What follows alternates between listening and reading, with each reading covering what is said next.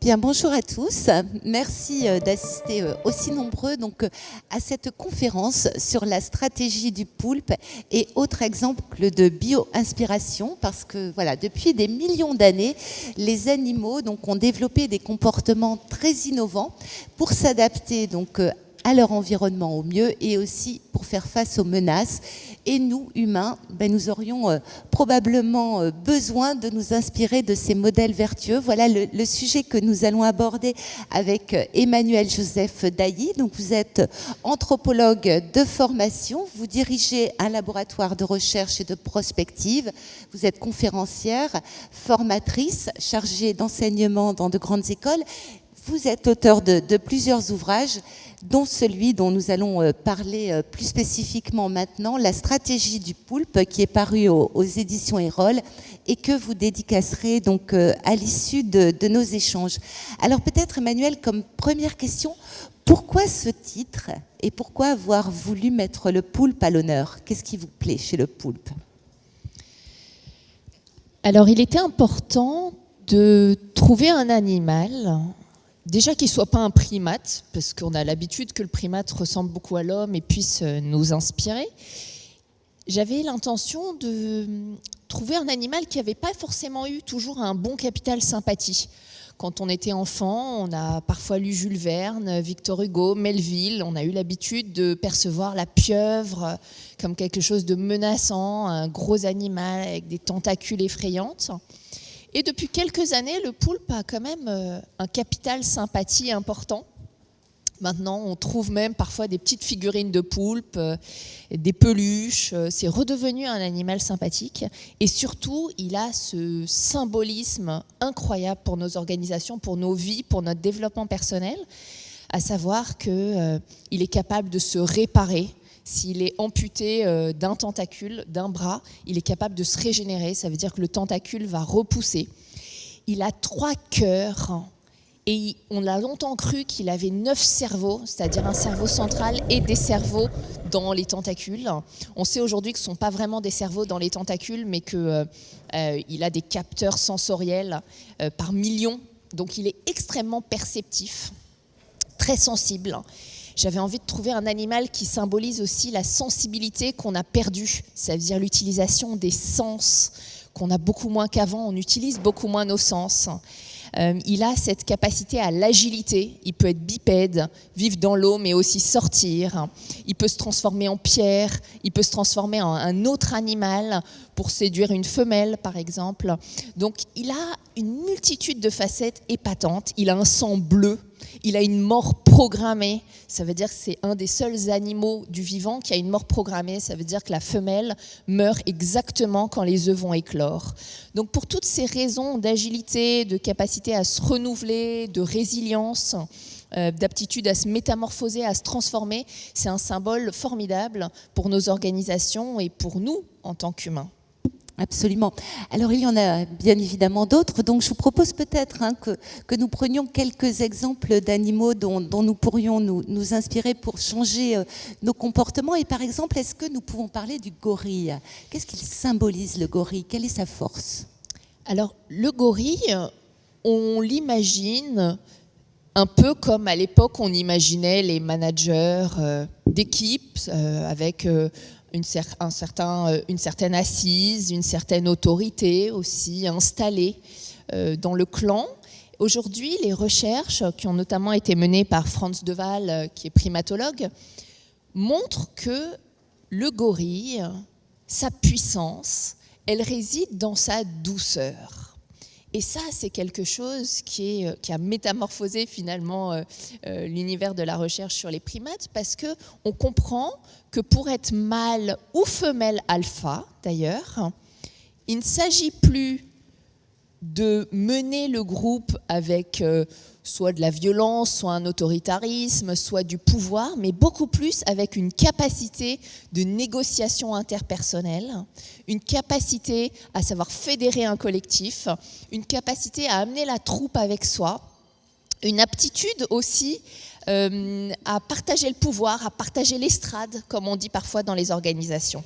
Cette aptitude à savoir fédérer, mais aussi à savoir prendre soin des autres. Et un gorille qui veut avoir une descendance accrue, eh ben, il va être très doux, particulièrement avec la progéniture, avec les enfants. Il va les laisser faire tout un tas de choses exceptionnelles, lui tirer les poils, sauter sur son ventre. Et s'il fait ça, il sait qu'il va accroître sa descendance. Et pour un gorille, accroître sa descendance, c'est ce qu'il y a de plus formidable. Donc, c'est un bon symbole, finalement, le gorille, du changement de prisme du rôle du leader dans un groupe. Et on sait que soit il est bon en tant que leader, soit il est destitué.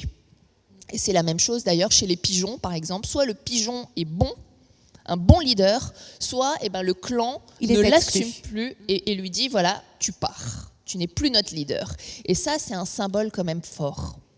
Et est-ce que vous pouvez donc nous dire quelques mots sur le rat, alors qu'il y a quand même cette particularité incroyable de ne jamais refaire 2 fois la même erreur? On aimerait bien ça. On aimerait bien, oui, hein. Et individuellement et collectivement d'ailleurs. Alors le rat, c'était la métaphore de l'idée qu'on avait du mal dans nos organisations à s'inspirer de l'émotion dite négative. Une émotion, elle vient au cerveau en 3/10 de seconde. On ne peut rien faire contre l'émotion qui arrive. En revanche, on a la responsabilité de la manière dont on la transforme, donc de notre comportement derrière, de la pensée qui vient derrière. Mais l'émotion, elle arrive en nous. À l'origine, elle est là pour nous maintenir en vie, c'est-à-dire que c'est un archaïsme du cerveau. L'émotion nous maintenait en vie en nous informant. Si on avait peur, on fuyait. La recherche du plaisir nous permettait la reproduction, la surprise nous permettait l'agilité, la colère nous permettait de défendre nos droits. En bref, les émotions servaient à nous protéger. Notre cerveau a assez peu évolué finalement sur ces questions-là. Mais aujourd'hui encore, l'émotion négative est très prégnante. C'est-à-dire qu'on a un biais de négativité qui fait qu'elle nous informe, qu'on l'écoute, qu'on l'entend avant toute chose. On entend notre émotion négative avant d'entendre l'émotion positive.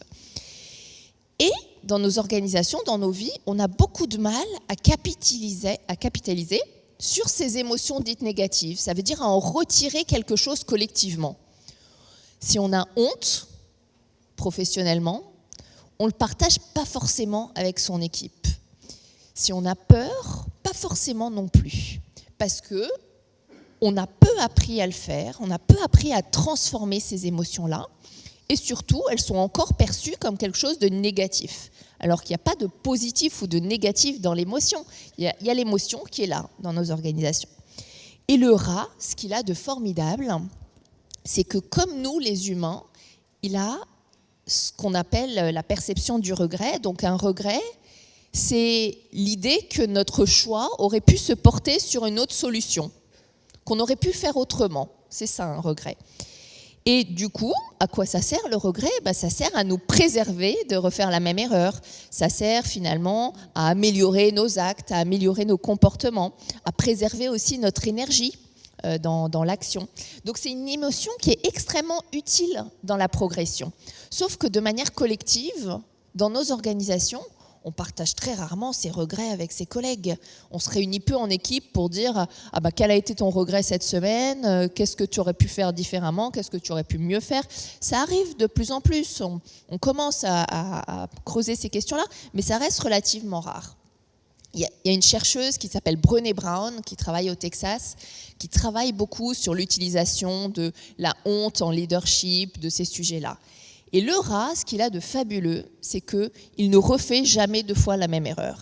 Il y a une expérience très intéressante qui a été faite où on place de la nourriture dans des salles, et on a 4 salles, et on informe le rat par un bruit strident qui lui donne l'information sur dans combien de temps tu vas recevoir la nourriture. Et plus le bruit est strident, plus il sait qu'il va recevoir tard la nourriture. Donc les rats essayent, ils tentent leur chance, et parfois ils changent d'avis. Donc ils vont dans la salle A, et finalement ils se disent, un peu comme nous dans la queue du supermarché, « Ah ben tiens, si j'essayais la salle B ».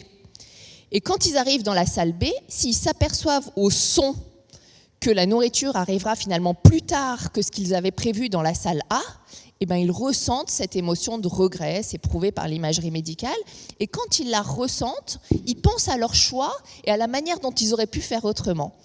Et ce qui est intéressant avec le rat, c'est que non seulement il ne refait pas la même erreur, donc le regret lui sert à quelque chose, mais en plus, il est capable de le partager avec ses camarades, avec ses congénères, qui, du coup, évitent de faire la même erreur à leur tour. Et ça, c'est absolument formidable en analogie, en inspiration qu'on pourrait en retirer. Complètement. Et si nous restons sur ce terrain du collectif, est-ce que vous pouvez nous dire quelques mots du babouin jaune qui, lui, peut risquer sa vie pour sauver celle de ses congénères? C'est très beau, là encore. La magie du vivant, c'est que c'est fréquent, ce type de comportement. Alors, je ne vais pas parler d'altruisme parce que ce serait, ou d'entraide, parce que ce serait proche de l'anthropomorphisme, mais on sait que certains animaux ont des comportements d'altruisme comme l'humain, à savoir l'éléphant, la baleine beluga, de compassion en tout cas, si on ne pousse pas jusqu'à l'altruisme. Et l'idée de risquer sa vie pour son congénère, c'est l'idée de faire partie d'un tout, de faire partie d'un écosystème, qui pourra me sauver aussi le jour venu. Et individuellement, le babouin ne peut pas repousser un guépard ou un léopard, mais en groupe, il peut le faire, quand bien même le guépard a une puissance bien supérieure en prédation. Mais le vivant, de manière générale, se place dans cette dynamique de soin, de confiance qu'il place dans le groupe aussi, parce que le vivant a compris, de manière générale, que c'était cette confiance qui allait le sauver. Et si on prend quelques exemples précis, les jeunes dauphins sont en compagnonnage dès très tôt. Ils se trouvent un camarade de jeu et ils restent ensemble toute leur vie pour se protéger l'un l'autre. C'est une sorte de fraternité. Les éléphants ont des rituels de deuil, ils enterrent leurs morts. Les gorilles aussi, les chimpanzés, quand par exemple ils soignent un individu dans leur groupe qui s'apprête à mourir, ils mettent en place des rituels de soins, d'attention, et quand l'individu disparaît, ils développent des comportements proches de la dépression animale, d'agitation excessive, parfois ils arrêtent de s'alimenter. Donc, ils mettent en place certains comportements de groupe en lien vraiment avec la possibilité de sauver l'autre, et pas seulement dans la même espèce. On peut voir sur Internet des vidéos assez éloquentes d'un ours en captivité qui va sauver un corbeau de la noyade, d'un canard qui va nourrir les carpes. On voit un babouin qui sauve un petit lionceau qui s'apprêtait à se faire dévorer. Donc, interespèces, on observe ça aussi, et on observe des services écosystémiques aussi, comme par exemple le blaireau qui creuse des terriers qui vont servir à la fois à la famille de blaireau, à tous ses cousins, donc les martres, les fouines et autres, mais aussi à des lapins de Garenne, des mulots, des musaraignes, qui n'ont rien à voir avec la famille des blaireaux, mais qui profitent du terrier. Et ça, c'est un symbole formidable d'écosystème de dons, de partage non seulement avec ce qui nous ressemble, mais aussi avec ce qui ne nous ressemble pas. Avec l'autre, absolument. Et est-ce que vous pourriez nous dire quelques mots de la coopétition? Déjà peut-être, effectivement, quelle définition vous en donnez? C'est la coopération et la compétition savamment dosées? Exactement, c'est un mélange de coopération et de compétition. Le mot coopétition, il est apparu en 96, c'est un néologisme, et il remet en question les anciens modèles. Et aujourd'hui, on est, et Sébastien Boller l'exprimait très bien, on est quand même à la limite de notre modèle, pour plein de raisons qui ont été brillamment exposées durant ces 2 derniers jours. Et on doit réinventer nos modèles.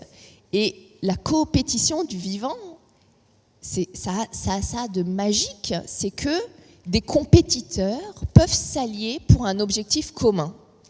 C'est-à-dire, on a le même objectif. D'habitude, on est compétiteurs, mais tiens, si on se mettait ensemble pour arriver à notre objectif. Et il y a des exemples magnifiques de coopération entre les orques et les baleines pour chasser le hareng, par exemple, puisque une boule de hareng, c'est un super organisme, c'est impossible à rompre pour un gros animal comme ça, c'est-à-dire que c'est tout petit par rapport à une baleine. Et si vous avez vu les images de Guillaume Néry un petit peu plus tôt, on voit la taille, on se rend compte de la taille d'une baleine à bosse, à quel point c'est massif. Donc, il s'allie. Et il y a un exemple fabuleux de coopétition qui est la coopétition entre le corbeau et les loups, par exemple, qu'on connaît souvent, puisque dès tout petit, les louveteaux sont en partenariat avec des corbeaux, puisque le corbeau alerte de l'arrivée de prédateurs, et en échange, le loup va partager son butin. Et le corbeau, comme il voit du ciel, il repère aussi le butin éventuel pour le loup. Et ça marche pareil avec, par exemple, le fou du Cap, qui est un oiseau, et le dauphin, qui chassent les bancs de harengs ensemble. Savoir que le fou du Cap, il ne peut pas repérer les bancs de poissons. Il n'a pas cette capacité-là. En revanche, il a les capacités à casser le banc de poissons.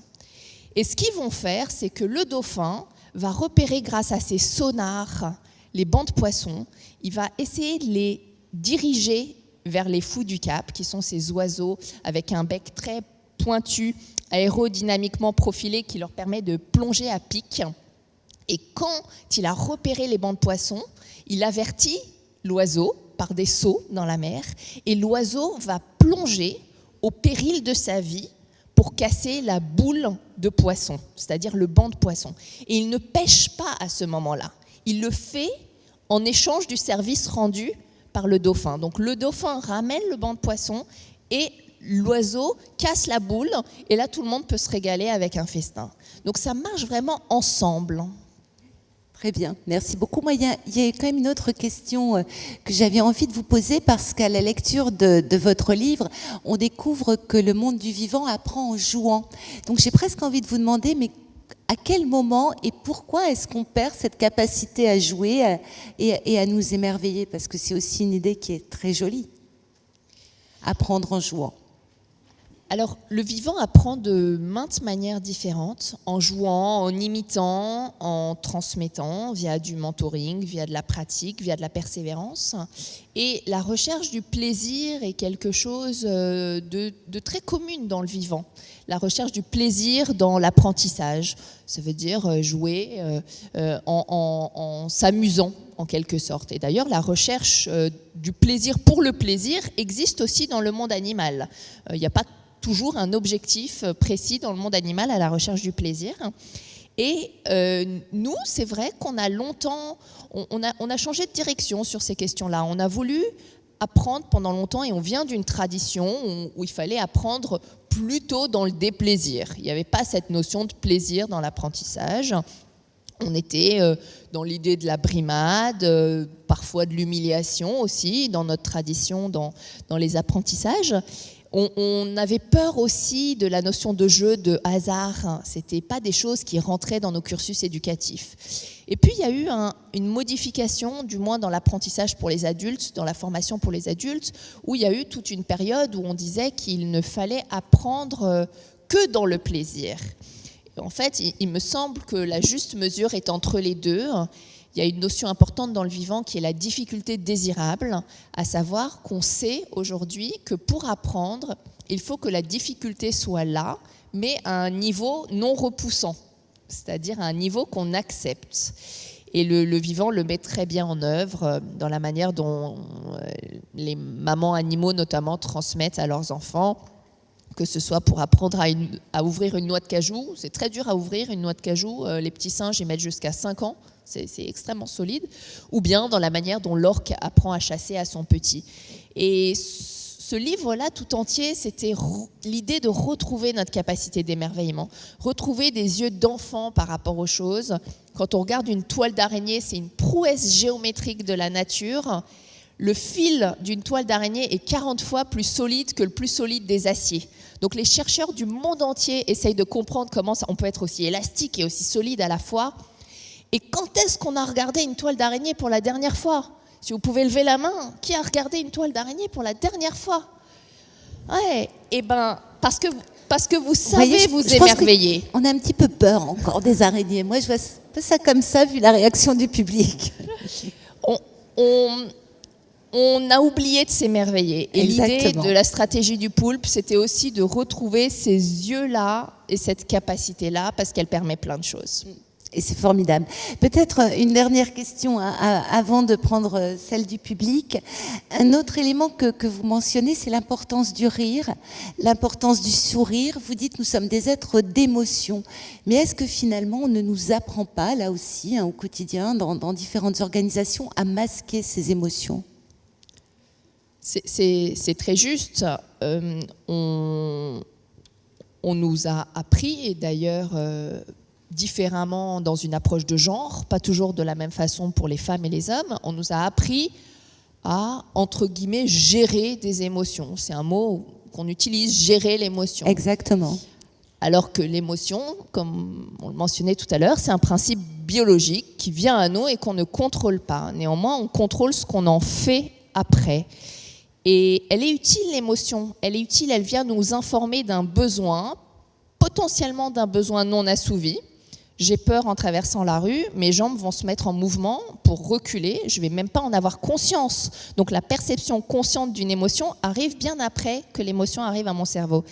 Et cette idée du sourire, dans le monde du vivant, elle est importante. On a montré que le singe... Alors vous avez certainement déjà vu un singe qui sourit, il remonte ses lèvres, ça s'appelle la figure détendue du singe, du primate. On a montré que c'était l'équivalent du rire humain.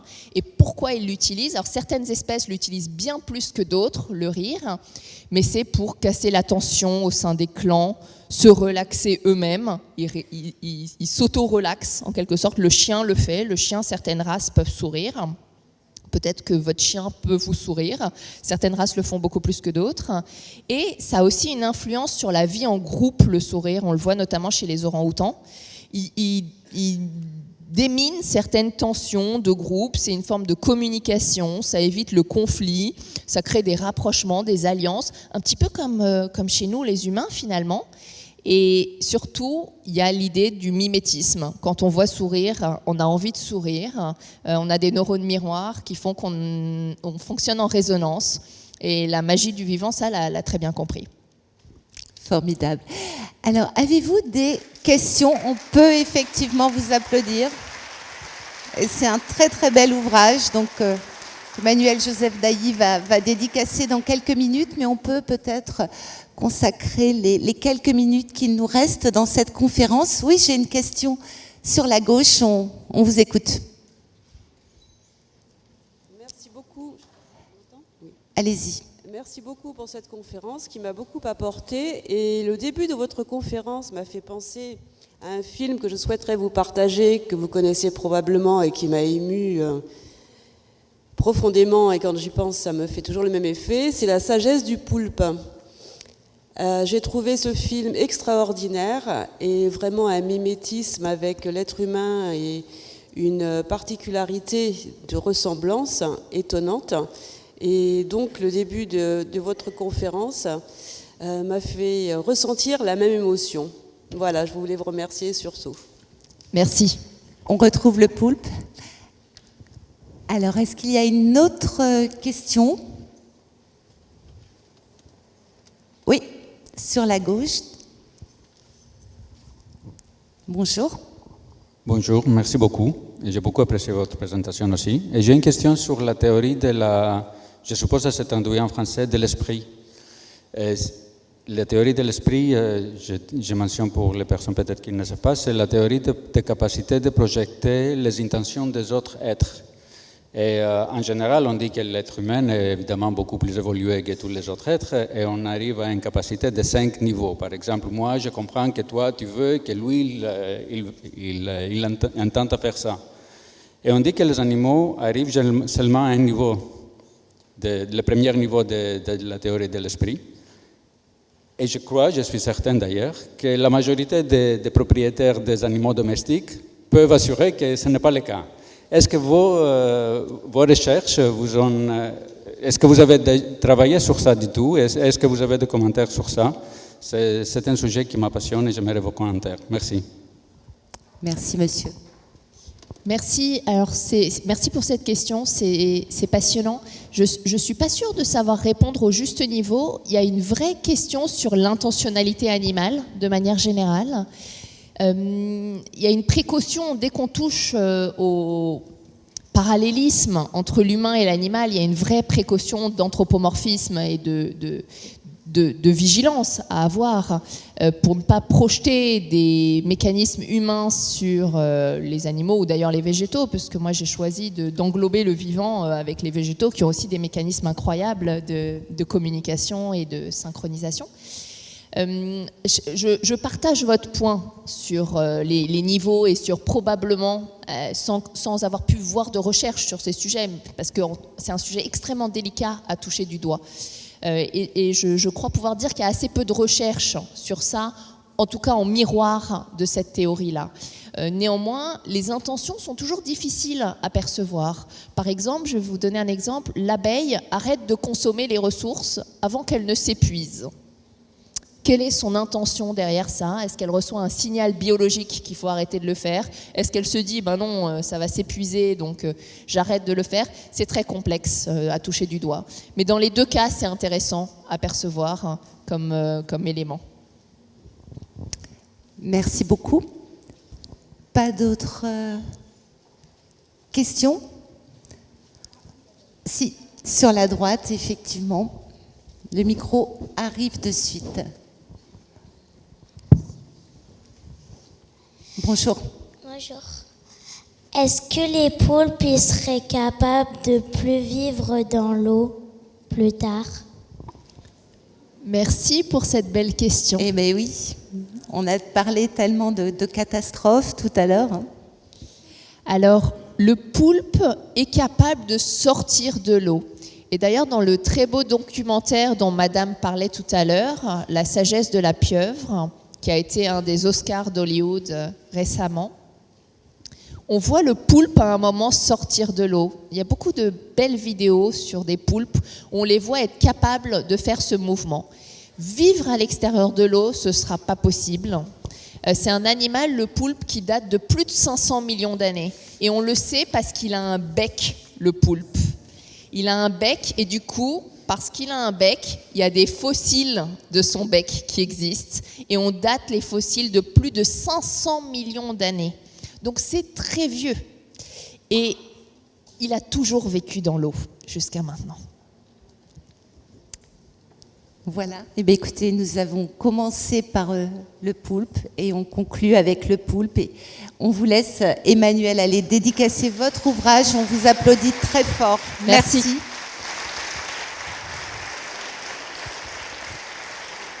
C'était en plus un très beau message d'espoir. On se retrouve donc dans quelques minutes donc pour une conférence là encore exceptionnelle aux sources de l'humanité avec Éric Emmanuel Schmitt. À tout de suite. Merci beaucoup.